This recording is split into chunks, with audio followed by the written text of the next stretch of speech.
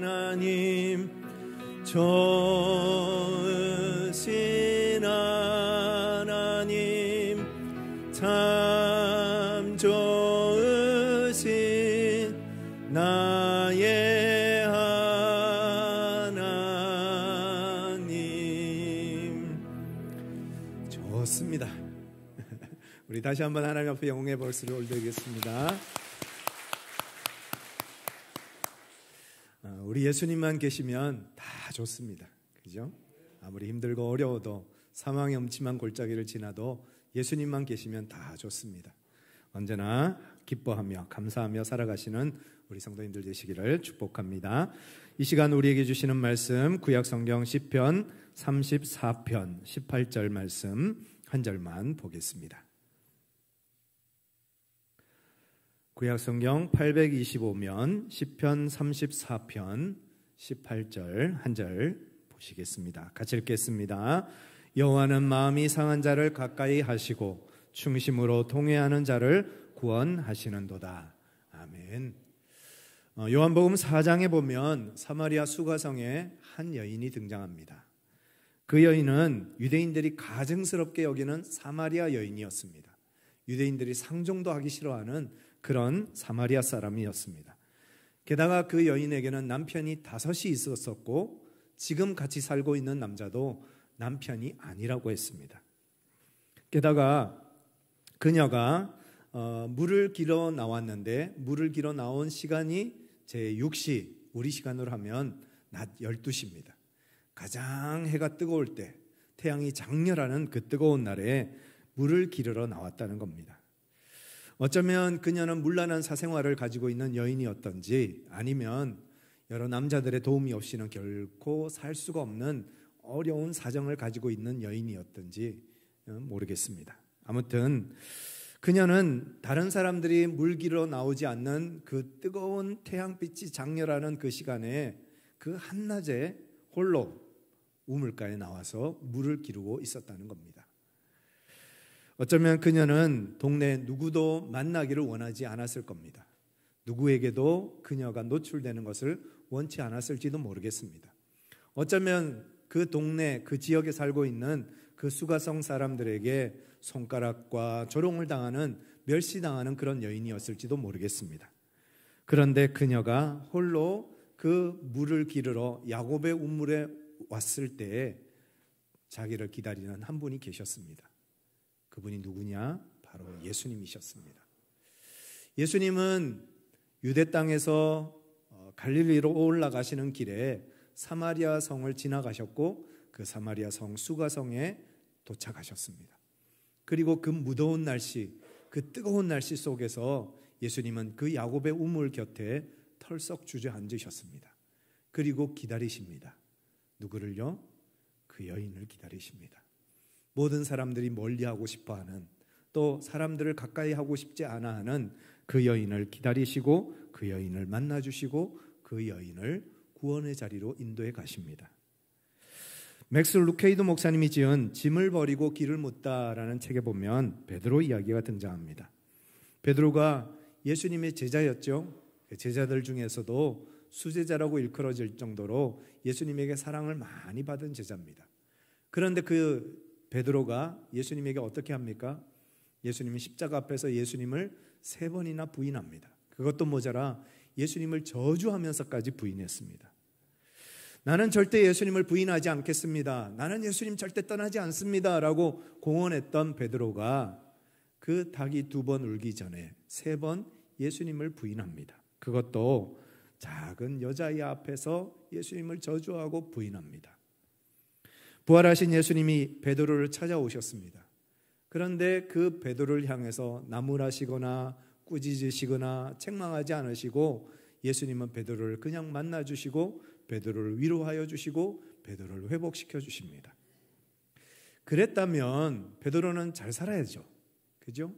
예수님 보시기에 합당한 모습으로 열심히 살아야 되지 않겠습니까? 그런데 그 베드로가 부활하신 예수님이 다시 만나 주셨음에도 불구하고 어디로 가느냐? 디베라 바닷가를 향해서 갑니다. 그리고 그 디베라 바다에서 무엇을 합니까? 물고기를 잡습니다.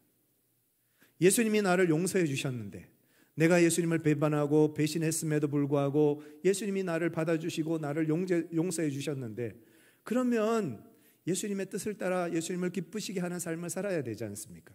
그런데 그 베드로가 예수님을 또 배반하고 또 배신하고 디베라 바닷가로 갑니다. 혼자 가는 것도 아니고 다른 제자들까지 데리고 가서 물고기를 잡습니다. 그 디베라 바닷가에서 밤새 고기를 잡았지만 한 마리도 잡지 못합니다. 그래서 허탈한 심정으로, 허탈한 마음으로 뭇을 향해서 배를 몰고 오는데, 뭇가에서, 그 바닷가에서 누가 기다리십니다. 누구시죠? 예수님 기다리십니다. 어떻게 기다리십니까? 조반까지 준비해가지고 그 제자들에게 먹일 그 아침상을 준비해 놓으시고 그 제자들을 맞이하시면서 제자들에게 하시는 말씀, 이리 와 먹으라 말씀하십니다. 그들을 책망하시지도 않으시고 그들을 나무라지도 않으시고 오히려 그들에게 잔치를 베푸시고 그들에게 상을 베푸시는 예수님의 모습을 우리가 만나게 되어집니다. 성경은 실패자들로 가득합니다. 아브라함은 2번이나 아내를 누이라고 거짓말을 했습니다. 그리고 그 아브라함의 아들 이삭도 아버지를 톡 닮아서 아버지처럼 자기 아내를 누이라고 거짓말을 하게 되어집니다.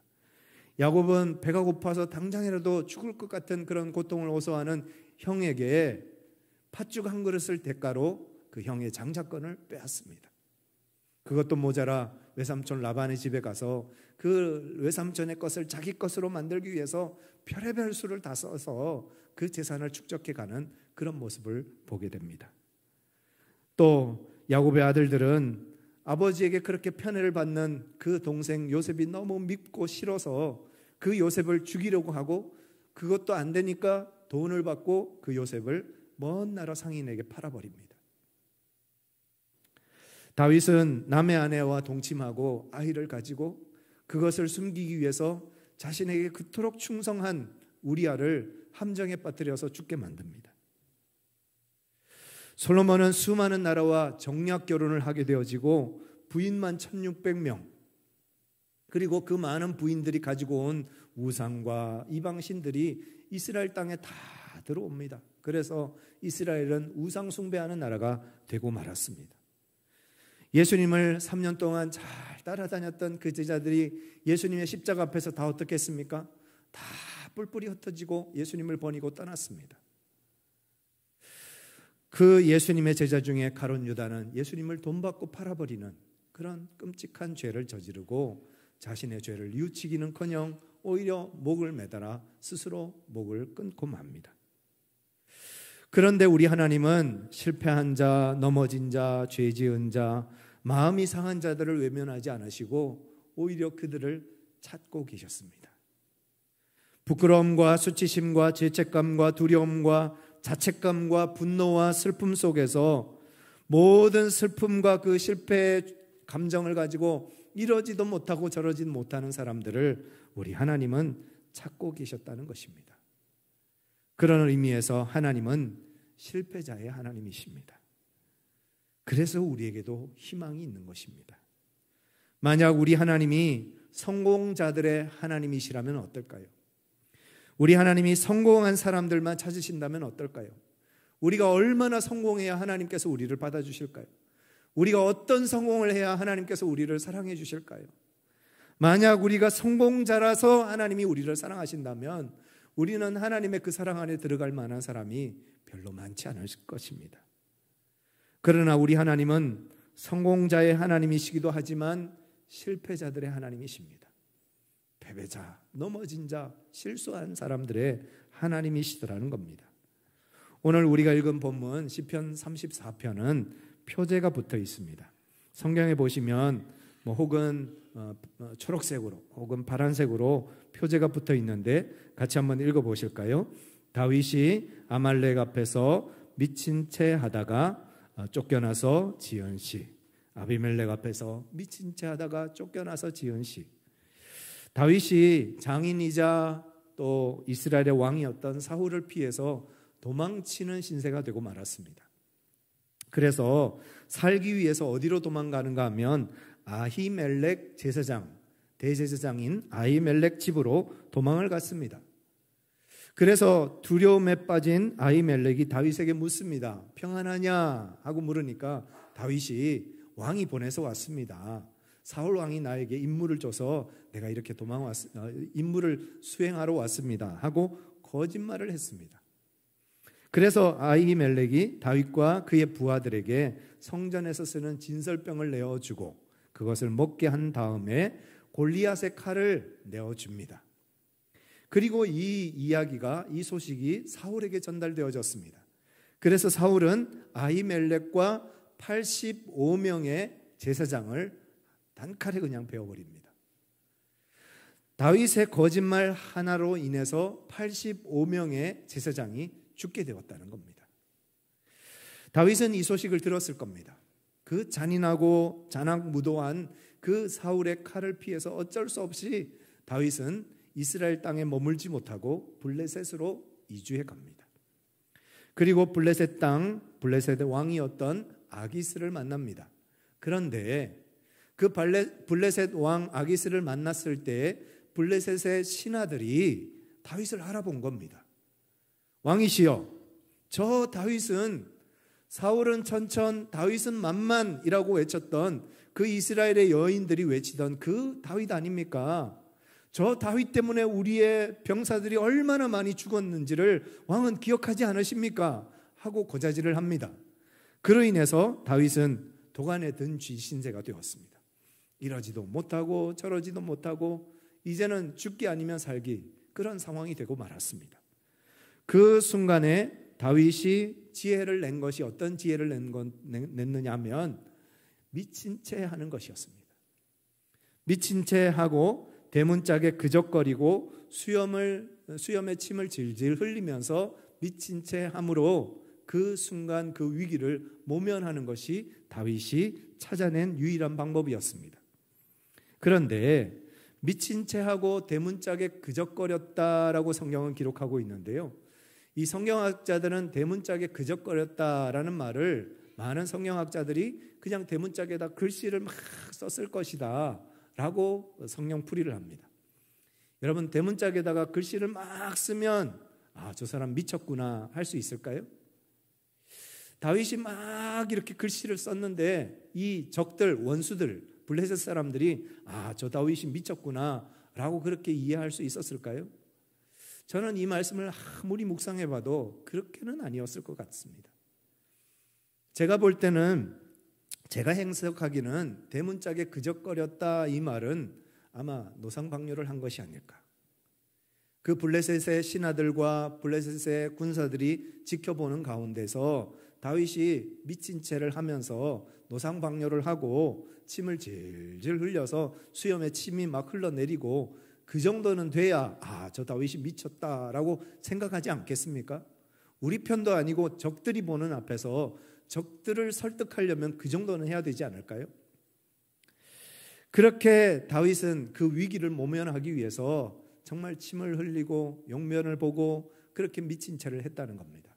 그런데 그때 다윗의 나이가 얼마였느냐? 다윗이 왕이 된 것이 30살입니다. 30세에 왕이 됐습니다. 그리고 사울의 창을 피해서 도망친 광야를 떠돌아다닌 세월이 10년입니다. 그 얘기는 다윗의 나이 20살, 21살 그때였다는 거죠. 여러분, 20살, 21살짜리가 살기 위해서, 목숨을 부지하기 위해서 적들 앞에서 침을 질질 흘리고 용변을 보고 미친 채 했다는 거예요. 한번 생각해 보세요. 그 일이 있고 나서 다윗의 마음이 어땠을까요? 물론 위기를 벗어났습니다. 그 어려움을 이겨냈어요. 그 상황을 모면했어요. 목숨은 살았어요. 그렇지만 그때 그 기억이 아마 평생 다윗을 괴롭혔을 겁니다. 그 수치스러운 순간, 적들도 봤겠지만 다윗과 함께했던 군사들도 보지 않았겠습니까? 내 편이나 네 편이나 다 지켜보는 가운데서 다윗이 미친 채를 한 거예요. 그 미친 채 한 그 상황을 다 지켜봤을 때 그 많은 사람들이 지켜보는 가운데서 다윗이 느꼈을 그 모멸감과 수치심과 그 마음의 괴로움이 어떠했겠느냐는 겁니다. 좀 용서하고 들으십시오. 요즘식으로 표현하면 얼마나 다윗이 쪽팔렸겠습니까? 그죠? 속된 표현으로 얼마나 쪽팔렸을까요? 얼마나 부끄러웠을까요? 20살 청년의 자존심은 목숨과도 같습니다. 20살 청년의 자존심은 목숨과도 같습니다. 여러분 20살, 21살 그때 한번 생각해 보세요. 그때는 뭔가 하나의 주제가 주어지면 그걸 위해서 목숨을 걸기도 하고 그걸 위해서 투쟁하기도 하고 전부를 드릴 수 있는 나이 아닙니까? 그 혈기가 왕성한 그 나이에 자기 목숨 살겠다고 다윗은 용변을 보고 침을 흘리고 사람들 앞에서 미친 채를 했다는 겁니다. 우리에게도 누군가에게 말할 수 없는 부끄러운 일들이 있을 겁니다. 저와 여러분들에게도 우리가 사랑하는 가족들에게도 마저 얘기할 수 없는 정말 부끄러운 이야기들, 부끄러운 그런 기억들이 우리에게도 다 있을 겁니다. 그때를 생각하면 정말 치가 떨리고 다시는 기억하고 싶지 않은 그런 순간, 그런 때가 누구에게나 있을 것입니다. 존 브래드시오가 지은 상처받은 내면 아이 치유라는 책이 있습니다. 이 책에 보면 슬픔 중에도 가장 깊고 핵심적인 슬픔이 뭔가 하면 수치심이라는 겁니다. 사람이 느끼는 가장 근원적이고 가장 깊은 감정이 뭔가 하면 수치심이라는 거예요. 그런데 이 수치심을 우리가 잘 해결하지 못하면 평생 우리는 어린아이 같은 내면을 가지고 살아야 합니다. 특히 어릴 적 부모님으로부터 받은 수치스러운 그런 경험들, 그리고 자라면서 받은 상처나 아픔들이 평생 우리 마음속을 괴롭히면서 나는 결함이 많은 사람이야, 나는 부족한 사람이야 하면서 자신을 자책하고 자신을 괴롭히면서 살아가게 만든다는 것입니다. 이런 자책과 이런 괴로움 속에서 우리가 벗어나기 위해서 많은 사람들이 어떤 방법을 선택하느냐? 거짓된 자아로 자기를 포장하고 삽니다. 속은 울고 있으면서, 속은 아픈데, 속은 수치스러운데, 속은 괴로운데 그렇지 않은 척, 괜찮은 척 하면서 자신을 포장하면서 거짓된 자아로 참 자아를 포장하면서 그렇게 살아가더라는 겁니다. 그런데 실상은 우리 속에는 마치 누군가의 도움을 필요로 하면서 한밤중에 울고 있는 어린아이 같은 그런 모습으로 우리가 살아갈 때가 참 많다는 것입니다. 우리에게 정말 필요한 것은 상처 입은 우리의 내면을, 상처받은 우리의 마음을 위로해 주실 그분을 우리가 만나는 것입니다. 시편 34편 4절 말씀 같이 한번 읽겠습니다. 내가 여호와께 간구하매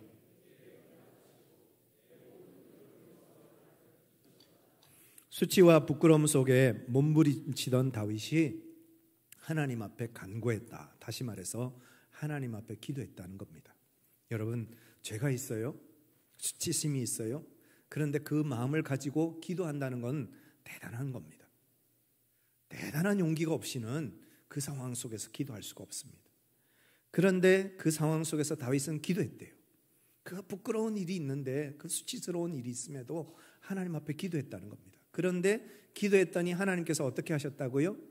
응답하셨다는 거예요. 좀 반응을 주시요. 어떻게 했다고요? 응답하셨다고요. 다들 저만 쳐다보고 계시니까 제가 두렵습니다. 우리 예수님이 이 땅에 오셔서 십자가를 지셨습니다. 그런데 예수님 십자가 지실 때 실오라기 하나 걸치지 못하셨습니다. 완전히 벌거벗김을 당하셔서 그 십자가 위에 매달리셨어요.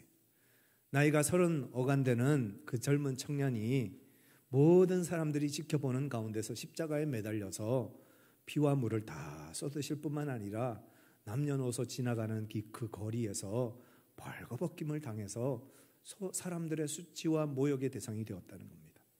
지나가는 사람들마다 손가락질하고 또 로마의 병사들과 유대인들은 예수님을 비아냥거리면서 하나님의 아들이라며 그러면 그 십자가에서 내려와봐, 하나님의 능력의 종이라며 그러면 엘리야를 불러봐, 엘리야가 너를 건져둘지도 모르잖아 하면서 수많은 모욕과 조롱의 말을 쏟아냅니다. 그 수치와 모욕의 순간순간을 예수님은 십자가 위에서 다 겪으셨습니다.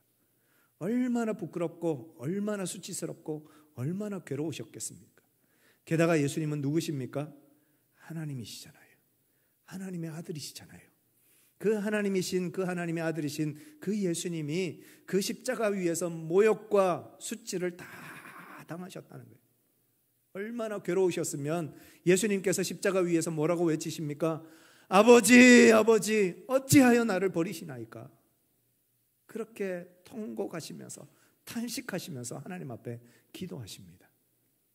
그런 예수님이 다윗에게 응답하셨어요. 뭐라고 응답하셨을까요? 나도 알아. 나도 너의 수치를 알아. 나도 너의 벌거벗음을 알아. 너가 당하고 있는 그 모든 고난과 어려움이 무엇인지 나도 알아. 그러니까 힘내. 다윗아, 용기를 내. 다시 시작하면 돼. 그거 아무것도 아니야. 이제 다시 시작하면, 다시 출발하면 돼. 라고 주님께서 다윗을 위로해 주시지 않으셨을까요? 부끄럽지만, 괴롭지만, 아프지만, 너무 수치스럽지만, 그럼에도 불구하고 주님 앞에 기도로 나아가면 하나님의 위로가 우리에게 전달되어지고 하나님의 공감하심이 우리에게 전달되어져서 다시 시작하고 다시 출발하고 다시 이겨낼 수 있는 능력을 우리에게 허락해 주십니다. 미국 켄터키주 사우스 이스트 크리스천 교회를 섬기는 카일 아이들먼 목사님이 있습니다. 이분이 초등학교 2학년 때 경험했던 이야기를 간증을 합니다. 초등학생들은 달리기에서 서열이 정해집니다. 달리기, 100m 달리기 땅 출발하면 그 마지막 골인 지점을 지나가면 1등, 2등, 3등, 10등, 100등 하고 꼴찌 하고 정해지죠. 이 카일은 달리기 할 때마다 항상 1등을 했습니다. 그래서 다른 친구들에게 다 우러름을 보고 존경의 눈빛으로 바라보는 그런 이제 대상이 되었습니다. 그런데 어느 날부터 항상 자기가 지키고 있던 그 1등 자리가 빼앗기기 시작했습니다. 테레사 로버츠라는 여자아이가 달리기를 할 때마다 1등을 해버리는 거예요. 자기를 앞질러 가서 1등을 해버리는 거예요. 그러니까 마음속에 달릴 때마다 분노가 생기는 거예요. 저 자리는 내 자리인데, 내가 항상 1등이었는데 그 자리를 낚아채는 저 테레사가 너무 미운 거예요. 너무 싫은 거예요. 그래서 어느 날 이 테레사가 복도를 지나가는데 그 이 카일이 머리채를 확 잡아 당긴 겁니다. 그랬더니 테레사가 넘어져서 꽈당 넘어져서 이제 울기 시작한 겁니다. 그러자 이 카일이 아무도 모르는 사이에 도망을 쳤습니다. 그리고는 한참을 지나서 교실로 다시 돌아왔더니 선생님이 카일 이리 와봐 하고 카일과 테레사를 부른 겁니다. 그래서 따로 불러서 이야기를 하시는데, 카일, 너가 테레사 머리채를 낚아챘다며? 맞니? 하고 물었더니 카일이 딱 잡아댄 겁니다. 아니요, 저는 절대 그런 적이 없습니다. 그러니까 선생님도 더 이상 뭐라고 할 수가 없는 거예요. 그래서 이제 카일은 내심 이제 끝났다, 내가 이겼다 하고 이제 돌아갔습니다. 그런데 문제는 그 다음 날부터 문제가 생겼습니다. 뭔가 하면 학생들이 학교를 오면 선생님들이 다 반갑게 학생들을 맞이하잖아요. 기쁘게 누가 왔니? 누구 왔니? 학교 왔구나 하고 다 반겨주시면서 맞이하는데, 카일이 그날부터는 선생님을 볼 수가 없는 거예요. 선생님이 저기 보인다 그러면 막 피해 다니고 도망치고 막 그렇게 시작하는 겁니다. 여러분, 우리 마음속에 죄가 있고 우리 마음속에 수치감이 있고 우리가 하나님 앞에 내놓지 못하는 그런 기도의 제목들이 있다면 하나님이 자꾸 멀어지는 거예요. 예배드리는 것도 싫어지고 찬양하는 것도 싫어지고 기도하는 것도 싫어집니다. 그런데 그럴지라도 우리가 주님 앞에 우리의 죄를, 우리의 수치를, 우리 마음속에 있는 모든 것들을 다 주님 앞에 내어놓아야 주님을 만날 수 있는 기쁨을 누리게 되는 겁니다. 그럼에도 불구하고 우리를 찾으시는 그 하나님을 우리가 만날 수 있다는 것입니다. 우리가 우리의 마음과 우리 마음속에 있는 모든 죄와 수치심을 가지고 주님 앞에 나아가야 하나님이 더 이상 두렵지 않고 하나님을 더 이상 무서워하지 않을 수 있다는 것입니다. 시편 34편 15절 우리 같이 한번 읽어보실까요? 여호와의 눈은 의인을 향하시고 그의 귀는 그들의 부르짖음에 기울이시는도다. 여호와의 얼굴은 악을 행하는 자를 향하사 그들의 자취를 땅에서 끊으려 하시는도다. 초등학교 운동회에 가면 정말 놀라운 것들을 경험합니다. 그 수백 명의 아이들이 몰려있는 그 가운데서 딱 보이는 아이가 있습니다. 누굴까요? 내 자녀, 내 아이, 내 자식. 그 많은 아이 중에서 유독 그 아이만 눈에 보이는 거예요. 그 수많은 아이들이 왁자지껄 떠들고 장난치고 노래하고 하는 그 가운데서 딱 들리는 목소리가 있어요. 누구의 목소리일까요? 내 자식의 목소리, 내 자녀의 목소리만 그렇게 귀에 잘 들리는 거예요. 참 이상하지 않습니까? 오늘 말씀을 보니까 15절에 여호와의 눈은 의인을 향하시고 그의 귀는 그들의 부르짖음에 귀 기울이시는도다. 여호와의 눈은 누구를 향하신다고요? 의인을 향하네. 의인이 누굴까요? 의롭게 사는 사람, 착하게 사는 사람, 정직한 사람? 아닙니다. 의인은 누구냐? 하나님의 자녀된 백성들, 하나님의 선택된 거룩한 백성들. 하나님은 우리를 보시는 겁니다.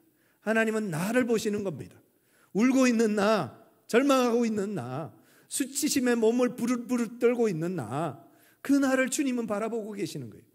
세상에 수많은 사람들이 있지만 그 수많은 사람들이 눈에 들어오지 않고 하나님은 하나님의 백성들, 하나님이 선택하신 자녀들, 그들이 기도하는 그 기도의 음성이 하나님의 귀에 들리는 거예요. 하나님의 눈에 보이는 거예요. 그래서 하나님께서 우리를 찾아오시는 겁니다. 우리를 만나주시기 위해서 우리에게 다가오시는 겁니다. 하나님은 울고 있는 우리를 보고 계십니다. 하나님은 수치심으로 숨어있는 우리를 찾으십니다. 하나님은 실패자인, 넘어진, 부끄러워하는 우리들을 외면하지 않으시고 지금도 하나님은 우리를 찾고 계십니다. 마음이 상한 자가 하나님을 만나려면 어떻게 해야 될까요? 세 가지를 말씀을 드립니다. 첫 번째로 같이 한번 읽겠습니다. 하나님이 나를, 우리를 부끄러워하지 않으신다는 것을 믿어야 합니다. 하나님은 우리를 부끄러워하지 않으십니다. 사람들은 나를 부끄러워할 수 있어요. 그리고 나도 나를 부끄러워할 수 있어요. 그런데 중요한 것은 하나님은 우리를 부끄러워하지 않으십니다. 아멘이십니까? 세상 사람들 다 나를 부끄러워해도, 하다못해 우리 부모님이 나를 부끄러워하고 나의 형제들이 나를 부끄러워해도, 내가 내 자신을 부끄러워해도 하나님은 나를 부끄러워하지 않으십니다. 아담과 하와가 범죄합니다. 하나님이 먹지 말라고 한 나무의 실과를 따서 먹습니다. 그래서 자신들이 벌거벗었음을 깨닫고 부끄러워서 숨습니다. 나무 뒤에 숨었죠. 그런데 하나님은 어떻게 하십니까? 아담아, 아담아, 내가 어디 있느냐 하고 하나님이 찾으십니다. 여러분, 에덴 동산이 위험해서 하나님께서 아담을 찾으셨을까요? 그 맹수들이 우글우글하는 곳에 아담 혼자 두니까 위험해서 안 돼. 그래서 하나님께서 아담을 찾으셨을까요? 아니잖아요. 하나님이 왜 아담을 찾으십니까? 자신이 벌거벗은 것을 알고 부끄러워서 어쩔 줄 몰라 하는 그 아담, 자신의 죄를 깨달아서 그 죄 때문에 하나님이 두렵고 무서워하고 있는, 하나님 앞에서 벌벌 떨고 있는 그 아담, 그 아담을 하나님께서 찾으시더라는 거예요. 하나님이 외면하실 수 있었습니다. 하나님이 무시하실 수도 있었습니다. 없는 셈 칠 수도 있었을 겁니다. 그런데 그렇게 하지 않으시고 하나님은 그 부끄러움에 떨고 있는 그 아담을 찾아가시더라는 거예요. 우리는 하나님을 피해 도망치기 바쁘지만 우리 하나님은 우리를 찾기에 바쁘십니다. 마음이 상한 자가 하나님을 만나려면 어떻게 해야 될까요? 두 번째, 같이 한번 읽겠습니다. 우리는 하나님께 기도해야 합니다. 여러분, 기도한다는 게 참 쉽지 않습니다. 특히 죄를 짓고 나서 수치심에 부르르 떨면서 그런 상황 속에서 하나님 앞에 기도한다는 게 참 쉽지 않은 선택입니다. 다윗이 그 부끄러운 순간에 자기 목숨 살겠다고 그 미친 채 하고 그 부끄러운 짓을 저질렀을 때 하나님 앞에 나가서 기도했다는 것은 굉장한 용기를 필요로 합니다. 정말 용기를 가지지 않으면 기도할 수 없습니다. 그런데 그 수치심을 무릅쓰고 기도하면 무엇이 온다고요? 하나님의 응답이 온다는 겁니다. 그럼에도 불구하고 주님 앞에 나아가서 기도하면 하나님이 응답하신다는 겁니다. 그 기도 속에서 부끄럽다고 기도하지 않고 멀리 하나님을 떠나버리면 하나님의 응답을 경험하지 못하지만, 그 부끄러움 속에서도 그 부끄러움을 무릅쓰고 주님 앞에 나아가면 하나님의 응답이 경험되어진다는 겁니다. 탕자가 아버지 재산 절반을 가지고 먼 곳으로 가서 다 탕진해 버렸습니다. 돼지가 먹는 쥐엄 열매도 먹을 수가 없어서 아버지 집으로 돌아가야 되겠다 생각합니다. 참, 어떻게 이렇게 나쁜 자식이 있습니까? 아버지 재산 절반 달라는 것은 아버지 죽어도 상관없습니다 하는 이야기거든요. 아버지 죽어도 상관없습니다. 나는 내 돈만 있으면 됩니다 하는 그런 아들이에요. 이런 탕자가 어디 있습니까? 이런 정말 죽어 마땅한 자식이 어디 있습니까? 그런데 그 자식에게 재산을 주실 뿐만 아니라 그 재산을 다 탕진하고 돌아온 자식이에요. 그 돼지 굴에서 뒹굴다가 그 돼지 먹이 죽으면서 그렇게 땀 흘리며 애쓰다가 온몸이 막 더럽혀지고 냄새나고 얼마나 불결해졌을까요? 그런 몸으로 먹고 살려고 살아내려고 이제 아버지 집으로 돌아옵니다. 그런데 그 아들을 아버지는 기다리고 계셨고 그 아들이 먼 발치에 보이자마자 아버지는 어떻게 합니까? 달려가서 그 아들을 품에 안습니다. 제가 예전에 청년 때 서울에 와서 지하철 탔다가 아직도 잊혀지지 않는 냄새를 경험한 적이 있습니다. 지하철 한 칸을 통째로 그 냄새가 지배하고 있더라고요. 저는 모르고 탔는데 사람들이 별로 없어서 왜 이 칸에는 사람이 없을까 했는데 그 이유를 알았습니다. 금방 알았습니다. 자리에 앉자마자 그 자리에 앉아있던 한 노숙자가 몸에서 풍겨내는 냄새가 그 한 칸을 압도를 하더라고요. 도저히 견딜 수가 없어서 저도 그 다음 역에서 내렸습니다. 도무지 견딜 수 없는 악취가 사람에게서 뿜어나온다는 것을 그때 처음 알았습니다. 세상에서 경험할 수 있는 가장 끔찍한 악취를 그 아들이 뿜겨내고 있었을 겁니다. 그 돼지굴에서 쥐엄 열매를 먹으면서 그렇게 살겠다고 아둥바둥 그렇게 했던 그 아들에게서 얼마나 지독한 냄새가 났겠습니까? 그런데 그 아들에게서 그 아들의 몸에서 뿜어져 나오는 그 냄새가 아버지에게는 아무 문제가 되지 않는 거예요. 그 아들을 와락 끌어안고 그 아들을 위해서 잔치를 여시고 그 아들에게 먹을 것을 주시는 아버지, 그게 하나님의 마음이더라는 겁니다.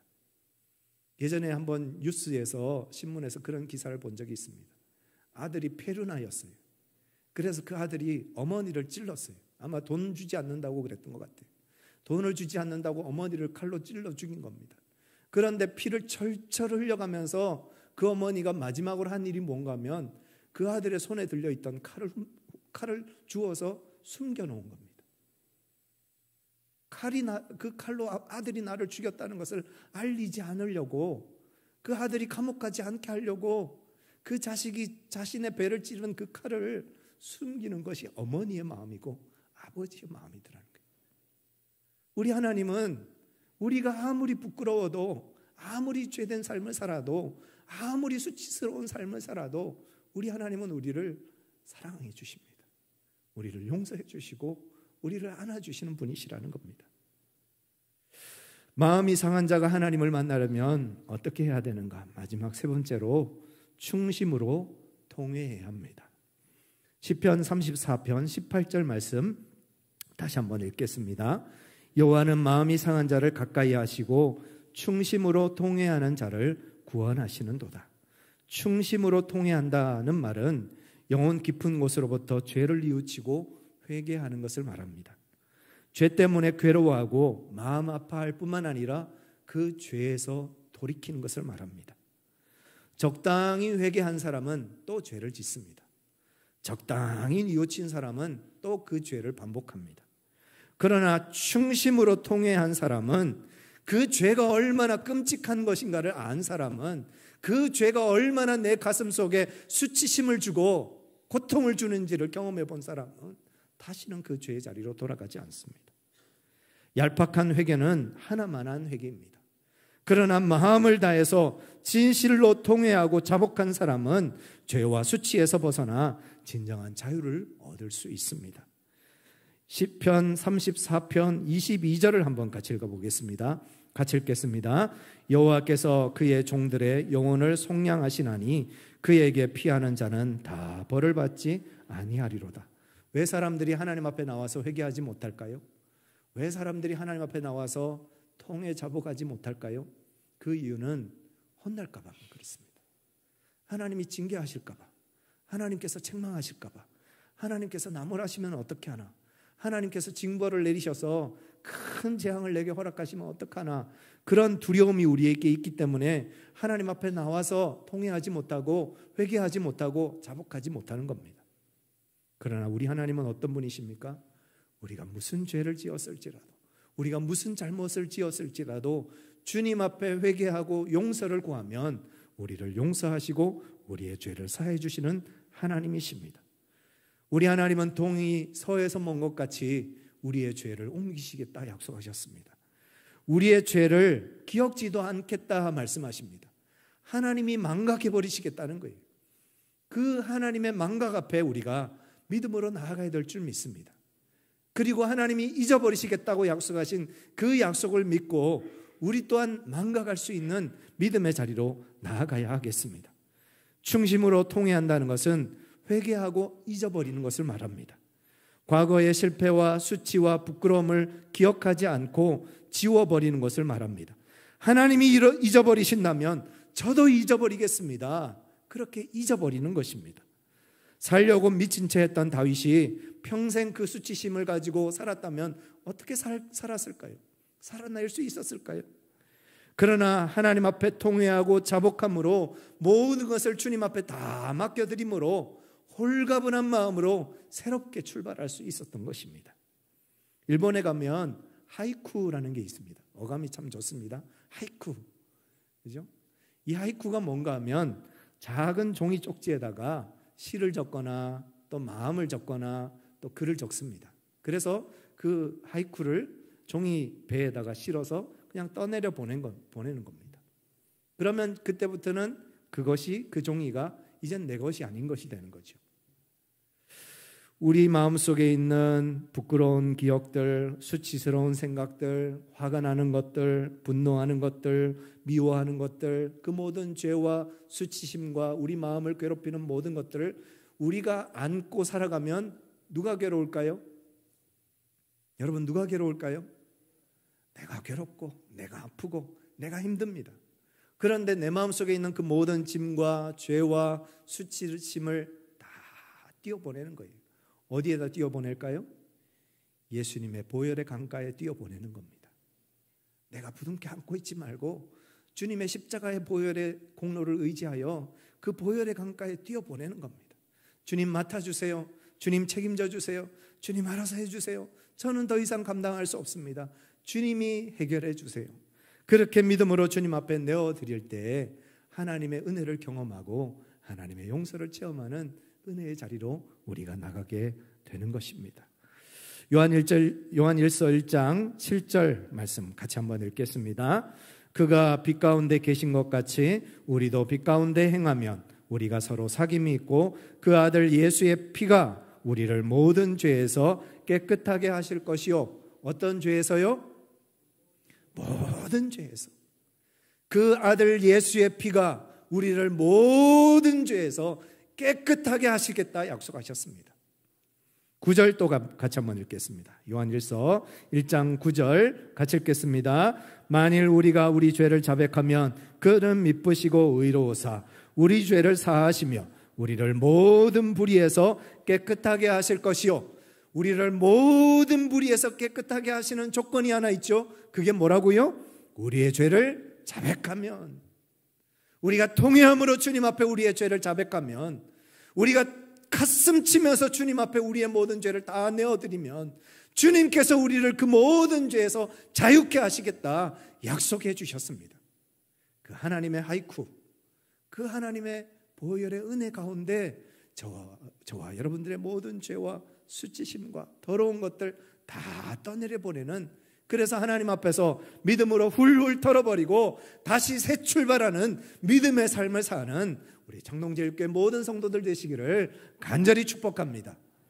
그렇게 믿음으로 살아가시는 우리 모든 성도들 되시기를 간절히 축원합니다. 함께 기도하시겠습니다. 하나님, 주님 앞에 우리의 모든 수치심, 모든 부끄러운 기억들, 우리가 자유하지 못하는 모든 죄악들을 다 내어놓습니다. 주님 용서하여 주시고 깨끗하게 하여 주시고 다시 깨끗한 마음으로 새 출발할 수 있는 저희들 되게 하여 주시옵소서. 우리 함께 기도하시겠습니다. 사랑과 은혜가 충만하신 아버지 하나님, 죄악으로 물들고 더러운 것으로 가득하고 수치심으로 가득한 우리들, 실패하고 넘어지고 패배하고 끊임없이 좌절하며 살아가는 우리들, 다시 한번 주님 예배의 자리, 기도의 자리, 믿음의 자리로 불러주심을 감사합니다. 주님 의지하며 나가게 하시고 주님 따라 걸어가는 우리들의 삶이 되어질 수 있도록 하나님께서 함께하여 주시고, 하나님의 뜻을 따라 하나님의 인도하심을 따라 새로운 출발을 하는 저희들 되어질 수 있도록 주님 역사하여 주옵소서. 우리 앞에 있는 모든 짐을 다 내려놓고 인내로 믿음을 경주를 경주하는 우리 모든 성도들 되어질 수 있도록 하나님께서 함께하여 주시고 인도하여 주시며 역사하여 주옵소서. 주님, 다윗처럼 그 모든 부끄러운 기억들 다 내려놓고 자유함으로 기쁨으로 다시 출발하여서 하나님의 위대한 역사, 하나님의 능력의 역사를 이루어가는 아름다운 삶, 축복된 삶을 사는 우리 모든 성도들 되어질 수 있도록 주님 역사하여 주시옵소서.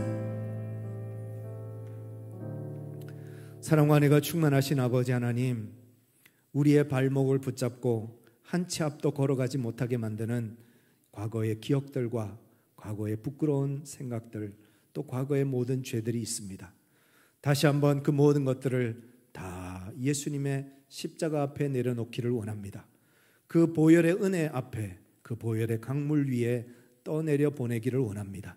주님, 우리를 용서하여 주시고 다시는 그와 같은 죄를 짓지 않도록 우리를 지켜주시고 보호하여 주시며 성령의 능력으로 승리하는 우리의 삶이 되게 하여 주옵소서.